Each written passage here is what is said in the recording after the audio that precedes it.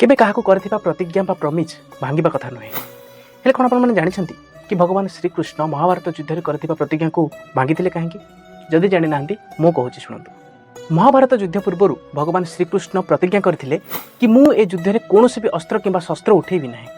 हेले महाभारत युद्धर 10म दिन रे जेतेबेले पितामह भीष्म पांडव सेनार विध्वंस करबाकू लागिले सेतेबेले भगवान श्रीकृष्ण अत्यंत क्रोधित होई भीष्म को मारिया पई सुदर्शन चक्र उठाइथिले एवं जेतेबेले अर्जुन आसी श्रीकृष्ण को अटकाइथिले एवं से करथिबा प्रतिज्ञा विषय रे तांको मने पकाइथिले सेतेबेले भगवान श्रीकृष्ण अर्जुन को कहिथिले कि ए संसाररू अधर्मर विनाश करी धर्मर प्रतिष्ठा करबा होची मोर कर्तव्य एवं जेउथि पई मु ए संसार रे जन्म होईछि। आ जदि से कर्तव्य को पालन करबा समय मोर कोनोसी भी प्रतिज्ञा बाधा सृष्टि करे तेबे से प्रतिज्ञा को भूली जाय पई बा भांगिबा पई मु टिके भी पछघुंचा देबिनी, कारण मोर कोनोसी भी प्रतिज्ञा मोर कर्तव्य ठारू बड़ नहे। एवं परे पितामह भीष्म निजर भूल बुझी पारि निजर मृत्यु पई आत्मसमर्पण करथिले। एथिर भगवान श्रीकृष्ण हमकु एहा शिक्षा दैचंती कि मनुष्य जीवन ने कर्तव्य ठारू बड़ आउ किछि भी नहे।